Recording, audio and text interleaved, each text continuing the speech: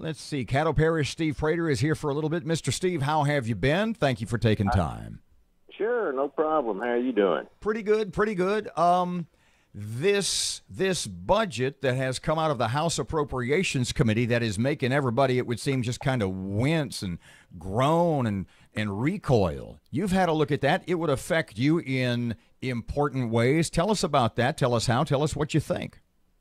Well, they're proposing that the per diem for state prisoners be cut $3. Right now we get about $24. They want to cut that to $3. At $24, we're losing money.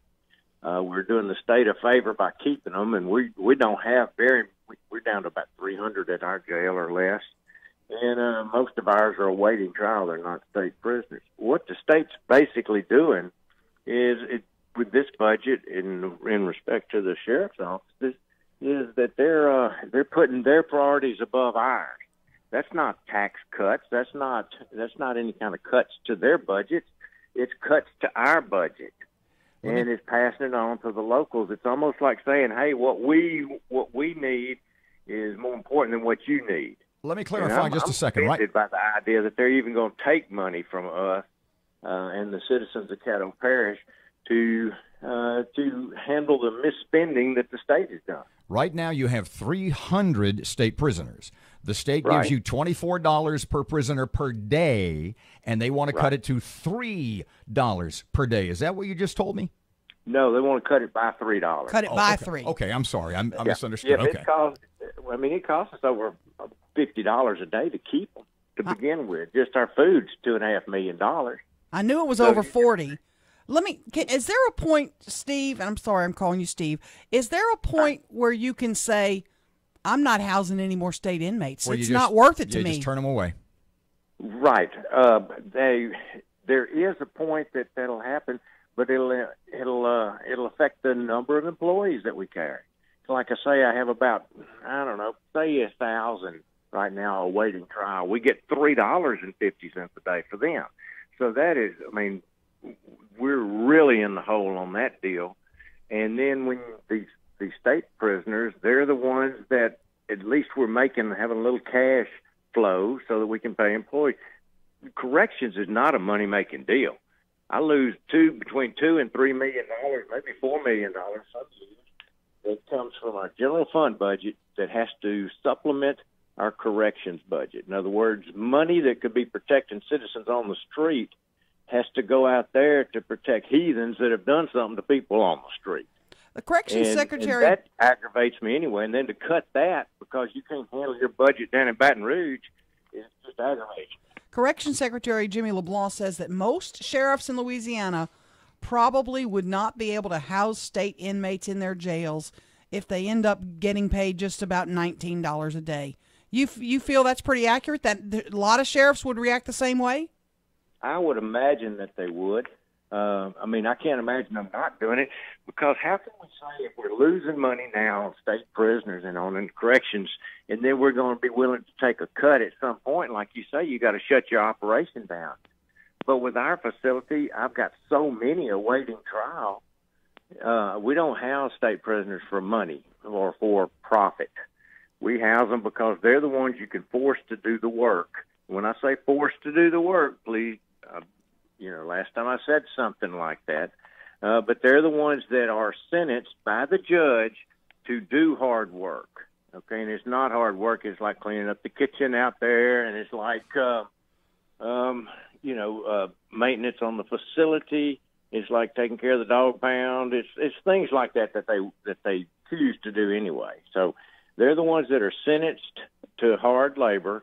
They're the ones that are sentenced to work, and we use them to cook and to clean around the facility. So short of standing at the door and putting your hand up in a stop sign-like way, what recourse do you have? Well, I'll come up with something. I don't know about the rest of the sheriffs, but I'm going to come up with something. Give us a hint. Well, let me rephrase the question.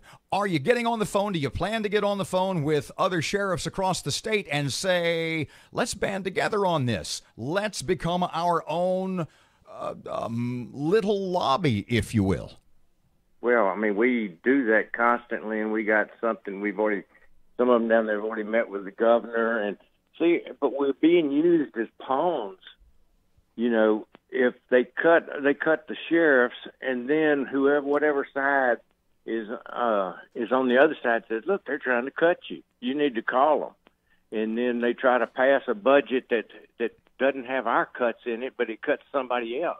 So it's you say it's sausage down there, the way that things are handled. It's so confusing, and so I won't say confusing because I understand what's going on. It's kind of like, confusing is good. Yeah. We can go with that. Well, I understand everybody's jockeying, and you got egos, and you got selfishness, and you got politics, and you got, you know, I know they got needs down there, but if I have needs, I don't push it down on somebody else in the parish to pay for what I've done or how I spend my money. You know, I'm responsible for what I get, and I got to make the appropriate cuts, and I don't have anybody pass it on. The federal government, the state government, passes it on to us at the local level and the citizens. Look at Affordable Care Act, for instance. That's cost us right at $6 million a year. Now more than we used to have to pay at the sheriff's office level. So do we need to raise taxes in the state so that everybody doesn't face these cuts? I think we need to. If we need to raise taxes, it's only after every fluffball program has been cut, eliminated, cut back on, and that people are working.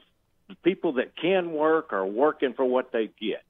There's so much abuse in some areas around that it's aggravating. People are getting things that don't work for them, and it's causing us that work to have to pay for them. And it's aggravating. There are people that need help. I can hear you're ticked off. Well, no, I'm not really. No, not really. But it is aggravating. I mean, who isn't aggravated at the way that the money is spent? You know, and it's all pushed down on us, and we're forced to do what we got to do to get by. Well, we're just as important as the state. Don't even think about cutting our state prisoner pay when we're losing money and doing you a favor to keep them anyway. And so that'd be my message to Baton Rouge is go ahead. Big boy, you're going to bite off more than you can chew one day.